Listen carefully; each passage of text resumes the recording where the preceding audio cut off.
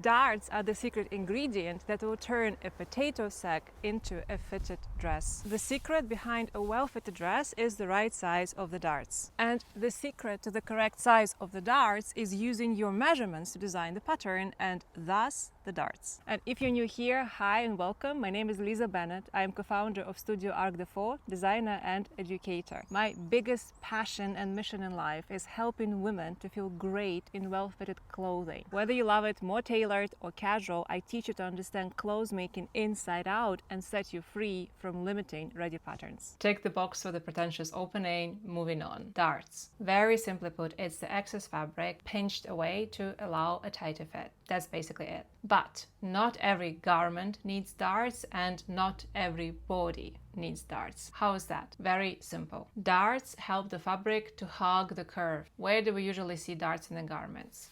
At the lower back, to highlight the small of the back. Also sometimes, not always, not for everyone, on the back of the shoulder. And this dart is especially important for those of us who don't have a perfectly straight back. So unless you're a ballerina, most likely you'll need this dart. And on the front you have the two most important darts for the women because they allow your breasts to fit in the garment. Usually you have a top dart. It can be either in the shoulder, it can be to the side, to the armhole or to the side seam. And then you have the waist dart. And also there is a dart in the side seam. It's hidden, so it's not an actual physical dart, but it closes up as you close the side seam and also brings the sides in a little bit. And then when we're talking about skirts and trousers, we also have the darts going from the waistline down to the hip line. In cases when the waistline is smaller than the hips, then of course you need to bring that extra fabric in as well. Darts are all about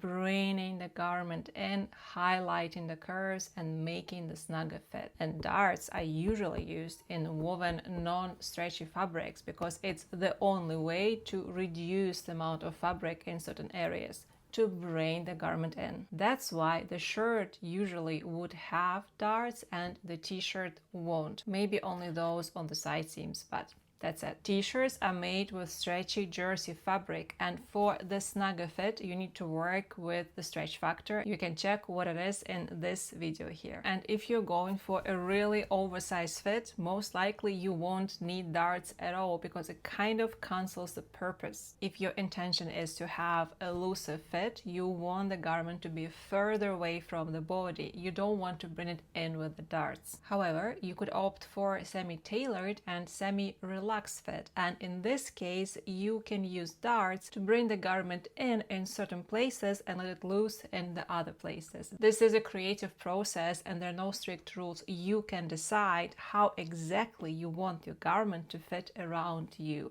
You're basically sculpting your garment around your body in the way that you would like to wear it. And if you have a rectangular body shape, so you don't have much difference between your shoulders, waist and hips, maybe you don't have a big cup, then there's a very likely chance that you don't need darts in your clothing at all. If there are no curves, there is no need for the darts. But if you are an hourglass or a pear shape, then the darts have your name written all over them. And darts should not be a standard size. The size of the dart depends on your body measurements and the differences between your body measurements. In some cases, when we start drafting the pattern block, we do use some standard measurements, only for one reason: we need some starting point. But very often when you make tests, you then correct this standard dart to make sure that the pattern works for you. When you draft a bodice block, you put your measurements into the block, and the waist dart, for example, will be based on the difference between your chest circumference and your waist circumference. And the length of the dart will be also determined by your individual measurements. The answer is always in your measurements and your body type. It can't be a standard. And one of the reasons why ready clothing or ready-made patterns don't fit you is because they have standard darts in the wrong places for you.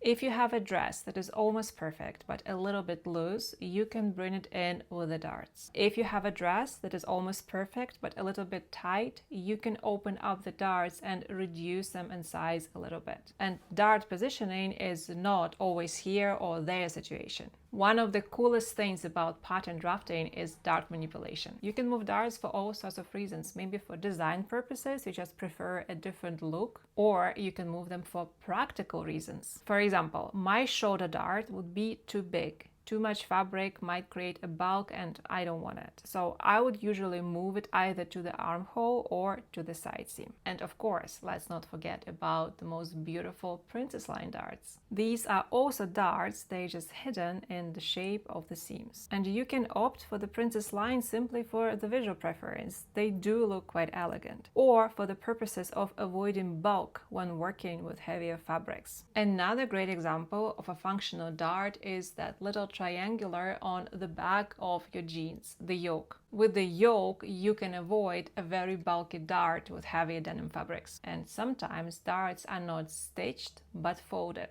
You can see this very often in vintage dresses and blouses, and this is exactly how you can easily add that retro look to your design. And one of the biggest advantages of those vintage folded darts over the stitched ones is that it will be much easier to open it up or tighten a little bit if your body changes. And darts can be also hidden in the folds, in the pleats of the skirts and trousers. If there is no obvious visible dart, it doesn't mean that there is no dart. I hope that this makes darts a little bit less mysterious. The bigger the curves, the bigger the darts. The smaller the curves, the smaller the darts, or none at all. And we teach all of this stuff in our advanced pattern drafting course, Tailored Tops. You'll find the link below this video. You'll learn all the steps of designing your custom bodice and sleeve blocks, dart manipulation, different colors, different sleeves, different necklines, everything you need to come up with garment design. This is not a quick solution and there is no magic button.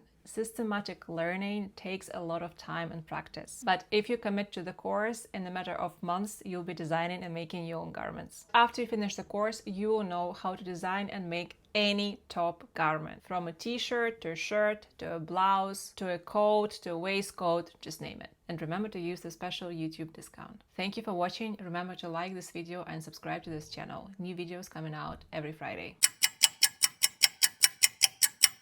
Turn a potato sack into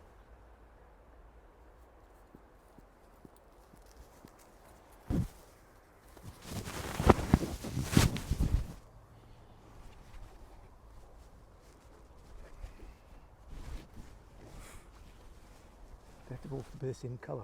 Mm? They have to both be the same colour and the same material. What do you mean? Exposez-vous. Like, which one am I picking up? Right, okay.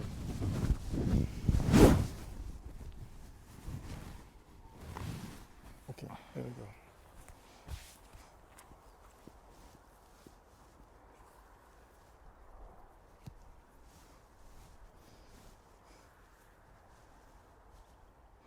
A fitted dress.